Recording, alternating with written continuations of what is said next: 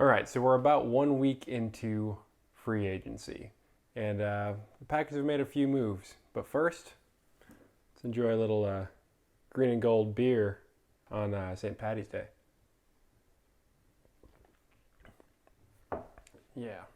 So let's see, what did the Packers do so far in free agency? Well, of the players that they had already, they re-signed Keyshawn Nixon, which was the first major move that we made this offseason.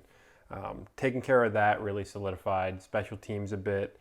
And while it was only a 1 year deal, it seems like we're likely to keep him. I believe it was 4 void years that we had him on, so we spread that cap hit out into the future, and there'll probably be a restructure at some point if he performs up to expectations. Otherwise, reportedly also today by Tom Pelissero, we brought back Rudy Ford on a 1 year, $2.5 million deal as well.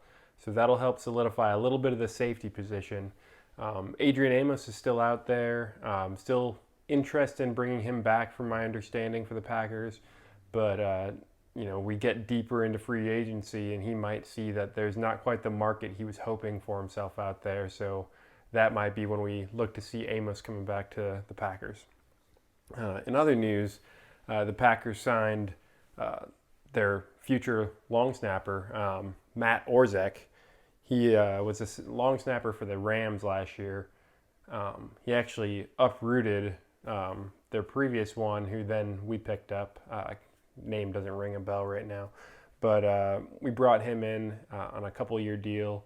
So it looks like we are aiming to solidify the long snapper position, which a lot of these moves so far have been special teams driven, a lot of pull from Rich Bisaccia, it seems, which is also the next one we brought in, where Safety Tarvarius Moore was brought in for a tryout, and then they signed him today. He was with the San Francisco 49ers. He's been there. This will be his 7th season, I believe. He's been there since he was drafted in the 3rd round in 2018. But he's got a little bit of safety chops. His one interception in his NFL career came in the Super Bowl, so kind of a big deal for him to get a pick off Patrick Mahomes that year. But that's another signing to bolster the safety room, but also really he's a core special teamers. We don't know what the future is for Dallin Levitt. He's still out there as a free agent. He could be a replacement potentially for Dallin Levitt as well. Some Packers that we lost, though, in this process to some other teams were Jarran Reed. He re-signed with the Seahawks, his former team, for 2 years and $10.8 million. Dean Lowry is reportedly signing with the Vikings, another former Packer going within the NFC North, which is never a fun time, but guys love to do that, it seems. He's got 2 years, $8.5 million. Big Bob is going to the Bears.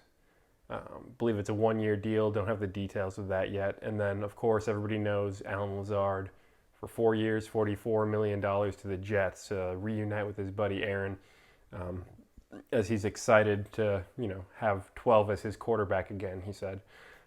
There are a few Packers left available out there on the free agent market that there might be interest from Green Bay to bring back. Guys like Mason Crosby, he's a little long in the tooth. Might be time to move on from him, but at the same time, we'll see. That'll be a late free agency signing if they do bring him back. If he's even interested in coming back. A few others that leaves out there, of course, are Randall Cobb. Everybody presumes that he's just going to be a Jet, go follow Aaron again like he did coming back to Green Bay. Mercedes Lewis, which could also be a potential Jet. There's reported interest there, though I think if he's going to play again, which I do think he will play, because I think he wants that sole share of, longest tenured tight end in NFL history. I think he'll come back to us, though, on that.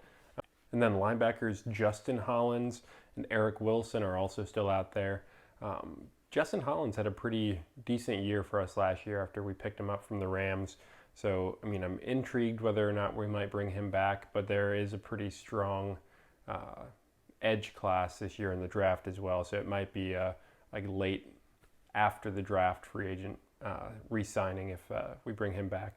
And then also Chris Barnes, which I believe it was Bill Huber reported that the Packers aren't interested in bringing him back. So it seems like he'll be taking his papers and walking. But as you see with the signings so far from the Packers, as I said earlier, kind of a focus on special teams. We don't have a whole lot of cap room to be able to go and make a bunch of moves, especially as we're anticipating picking up that cap hit from the trade of Rodgers to the Jets. So kind of bolstering special teams, but also kind of putting a little bit of some youth into that safety position, or some unproven talent there that might be able to shake things up a little bit. But I suspect we'll also look to probably make a splash signing there. I would think we might try to pick up some veteran help at safety.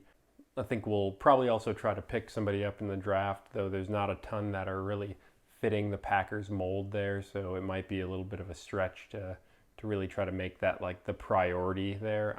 I know a lot of people loved Alabama's safety Branch, but I don't know that he tested well enough for where we're picking at the top of the first round, or like early middle first round. So that would potentially be somebody to like trade back for if they were still interested. But he may have ran himself out of our interest. But I guess we'll see what comes next week.